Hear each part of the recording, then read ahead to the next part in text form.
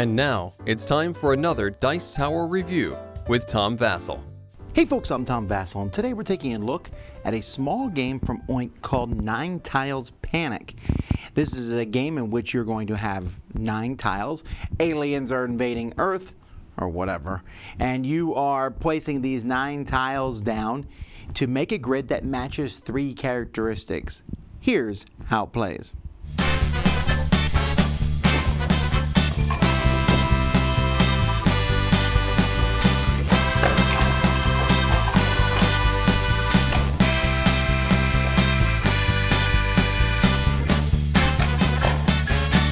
In this game, players are going to each get a set of 9 tiles. These 9 sets are identical, have different size on each of them. You're going to put a bunch of numbered tokens here in the middle of the table based on the number of players. You have a score track and then a pile of cards. So at the beginning of each round, you're going to flip over the top 3 cards. This one says the largest amount of UFOs, aliens in the cities. You're going to count the number of aliens and UFO cities in your cities and multiply them together, but you don't count aliens that have been captured. We'll talk about that in a second. This one here says the most adjacent tiles with dogs, and then the city with the longest road. At that point, everyone is going to simultaneously start building a city here. Now, the rules for a city are that it must be a 3 by 3 grid, making a grid of 9 tiles, and all the roads must connect. So, for example, I can't put this piece like this because that would have a road connecting to nowhere. Maybe I could put this piece like this one here. I'll put that one there, and this like this. This is a legitimate thing. As soon as someone's finished, they'll take the number 1 and they're going to turn this over, the timer over, and everyone else has that much time left to finish. If they don't finish, they don't get anything. If they do finish, though, they'll grab the numbers 2 and 3, etc. as they finish. Players are now going to compare each of the cities according to the cards. So, for example, the first card here, the city with the longest road. So here, the city 1, 2, 3, 4, 1, 2, 3, 4, 1, 2, 3, 4, 5, 6, 1, 2, 3, 4, 5, 6. It's a tie between these two.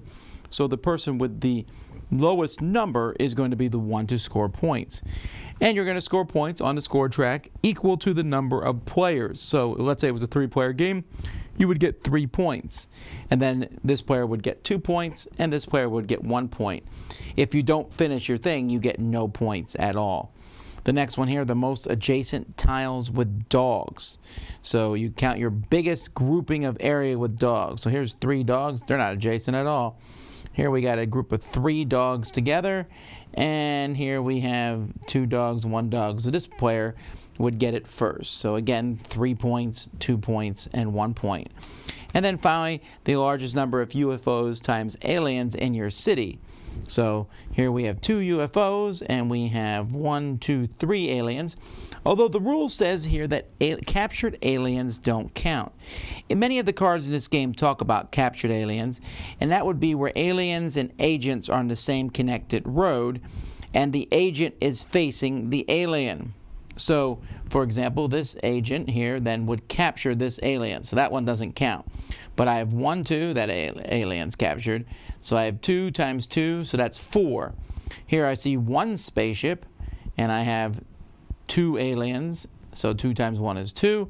And over here I have 1, 2, 3, 4 aliens and 1 spaceship. So 4 times 1 is 4. And then you give out points accordingly. Those are some of the cards. There's quite a few cards. The most girls, most adjacent tiles with citizens, the most hamburgers in front of an alien, the city with the most roads, etc. And you're going to score up the points. The game will then end after one player gets a certain number of points, depending on how many players are in the game.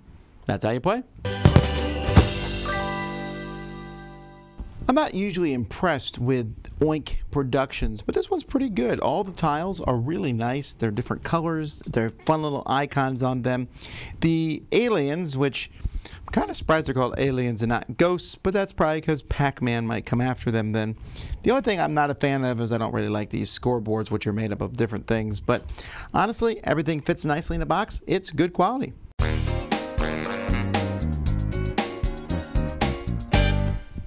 Nine Tiles Panic is a simple game. You're putting out these 9 tiles. Look, you have 18 tiles, right? Because you have 2 sides to each tile.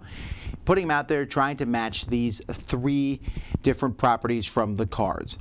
Like I said, everything here, it's pretty good component quality. I usually complain that Oink Game tries to squish too much in a small box. Well, in this case, they still do the same thing. I would prefer the box to be a little bit bigger, but it's still better than normal quality-wise for them. And the idea is pretty simple. The icons are pretty easy to read.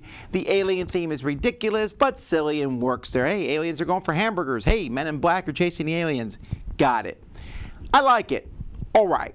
It's not that exciting at the end of the day. It is a simple game in which you are trying to match these things. The problem is, in my mind, I keep thinking of a game I played recently called Sprawlopolis.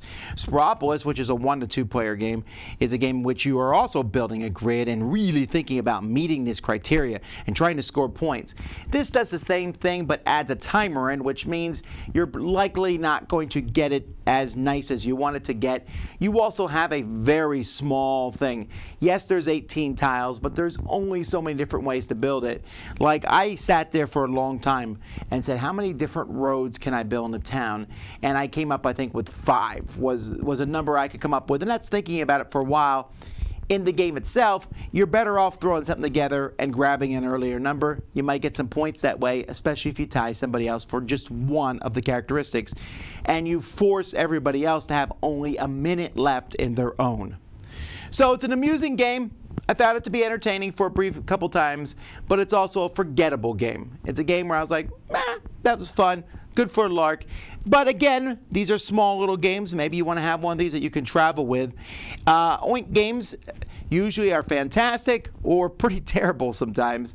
This one is one of the rare ones that falls in the middle. So 9 Tiles Panic, cute look, fun to play, but let's move on to something else. Dice Tower Judgment, it's entertaining.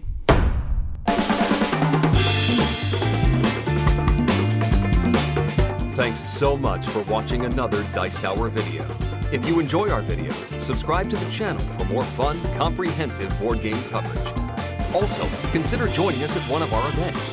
Come to Dice Tower Retreat, a small, intimate gathering where gaming is king. Join us for Dice Tower Cruise, the largest board game cruise.